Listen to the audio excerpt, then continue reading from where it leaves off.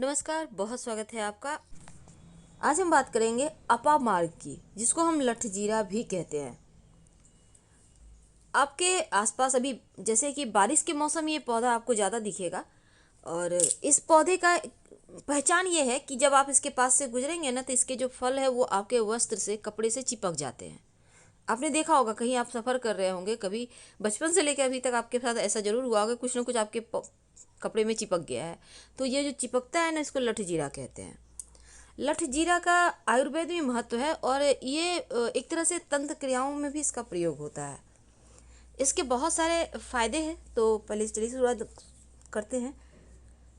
जैसे कि इसका जो जड़ होता है, लेकिन याद रखिए, जब भी कोई पौधा का जड़ आप यूज करते हैं तो उसको पहले एक दिन पहले निमंत्रण देकर आइए, अपना परिचय दीजिए, जल दीजिए और फिर उनको कहिए हम आपको लेने आएंगे, और फिर अगले दिन जाकर लाइए। अब जैसे कि आप लाकर इसको घर में स्टोर करके भी रख सकते हैं थोड़ा सा।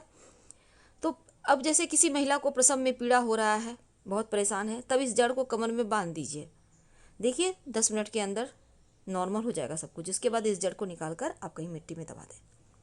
इसका जो बीज होता है ना, जो लठजीरा है, इसका बीज का अगर आप पहले ज़माने में ऋषि महात्मा लोग जब ध्यान करते थे, पूजा पाठ करते थे, तो बीज का खीर बनाकर खाते थे, ताकि उनका भूख प्यास सब मिट जाए और वो आराम से अपनी साधना कर सके। तो इसके बीज को अगर खीर में डालकर खाया जाए तो जो ज़्यादा भूख लगने की समस्या है वो भी समाप्त होती है, इससे मोटापा कम होता है। अब तीसरी बात, देखिए इसका जड़ में अमृत का वास होता है, अमृत तत्व का वास होता है। कहा जाता है कि जब समुद्र मंथन के समय अमृत निकला था तो देवता और दानवों की लड़ाई में अमृत की एक बूंद जैसे दुर्वा घास के ऊपर गिरी थी, उसी तरह इस लठजीरा अपामार के ऊपर भी गिरी थी।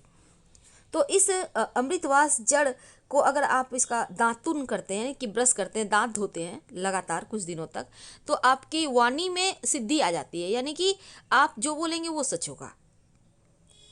अब लठजीरा का जो जड़ है ना, इसको अगर पान के पत्ते के साथ रस, लठजीरा का थोड़ा सा रस, जड़ घिस लें, पान पत्ते का थोड़ा सा घिस कर जड़ निकालें, दोनों को मिक्स करके तिलक लगाइए। आप लगातार इस तिलक को यूज कीजिए, ये तीव्र वशीकरण पैदा करता है। आप खुद लगाइए, आपके पति, आपके ससुराल वाले, आपके आस पड़ोस, आपकी पूरी सभा को आप वशीभूत कर सकते हैं। बड़े बड़े जो साधु महात्मा हैं इसी सब तिलक का प्रयोग करते हैं, तभी तो लोग उनको उतने फॉलो करते हैं, सुनने जाते हैं। तो इस तिलक को प्रयोग करके आप अपने भी घर में अपना सिक्का जमा सकते हैं।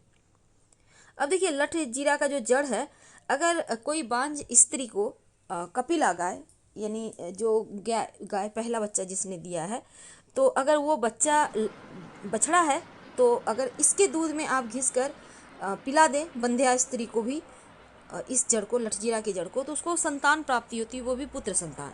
अगर वो बछिया है तो फिर पुत्री संतान। तो ये कपिला गाय के दूध में इसको पिलाने से, ये उपाय करने से संतान जरूर पैदा होता है, क्योंकि ये बहुत ज़्यादा इसके शक्तिशाली प्रभाव होते हैं। भगवान श्री कृष्ण को सबसे ज़्यादा प्रिय है ये पुष्प। और वैसे तो कई कथाओं में उल्लेख मिलता है कि भगवान श्री कृष्ण वैजयंती की माला धारण करते थे। तो इस माला के अपमान के कारण इंद्र से लक्ष्मी रूठ गई और देवराज इंद्र को दर दर भटकना पड़ा। वैजयंती फूल के विषय में ये भी कहा जाता है कि बहुत ही सौभाग्यशाली वृक्ष होता है। इनके बीजों की माला धारण करने से 9 के 9 ग्रह आपको अनुकूल फल देने लगते हैं और ग्रह दोषों से बचाव होता है।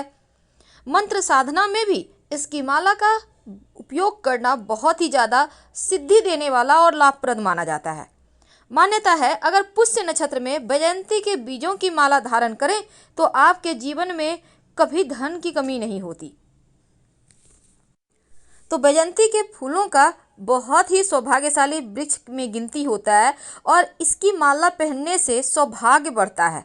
सोमवार शुक्रवार को आप या फिर पुष्य नक्षत्र में गंगा जल से या शुद्ध जल से धोकर धारण कर सकते हैं। अगर वैजयंती के बीजों की माला से भगवान विष्णु या सूर्यदेव की उपासना करें तो ग्रहों के दुष्प्रभाव से मुक्ति मिलती है, शनि के दोष समाप्त हो जाते हैं और इसको धारण करने से लक्ष्मी प्रसन्न रहती है।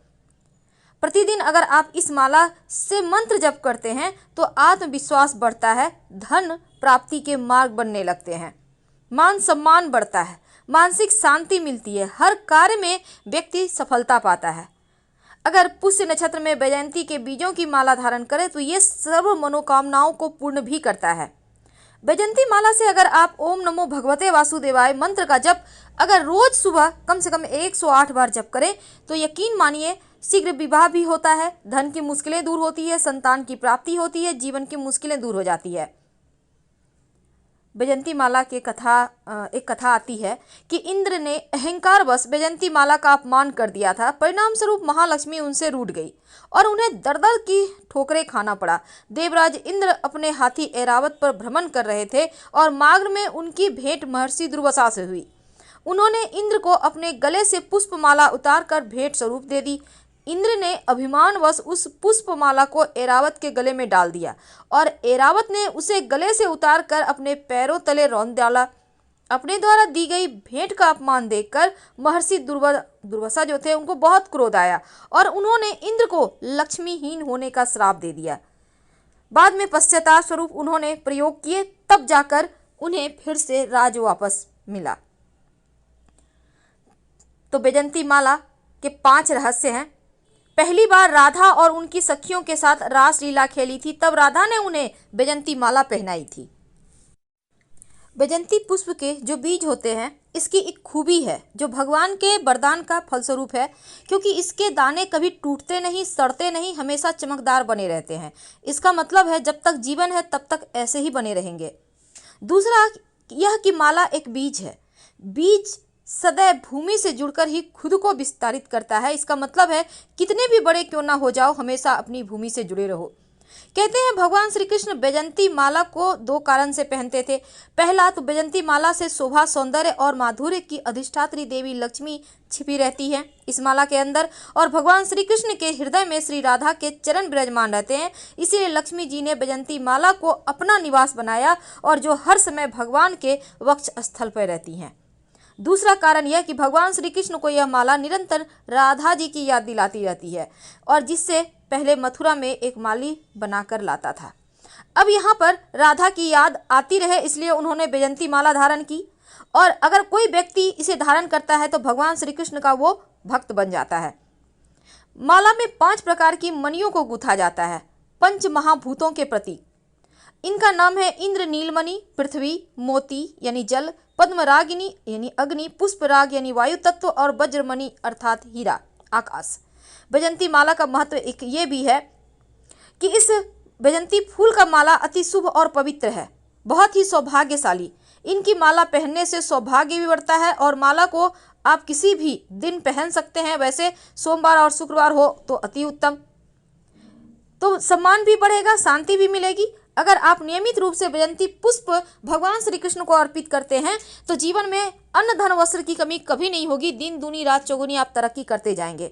ये माला जब पहनिएगा तो दिन में पहनिए, रात में सोने के पहले उतार कर रख दीजिएगा, अगले दिन फिर नहाकर पहन लें, क्योंकि रात में सोने से फिर इसका प्रभाव कम हो जाए। बहुत कष्ट है, कर्जा भी बढ़ गया, तकलीफें भी बढ़ गई, बहुत दुख भी बढ़ रहा है, कहीं परिवार सही नहीं चल रहा है, तो प्रयास करते रहा करो।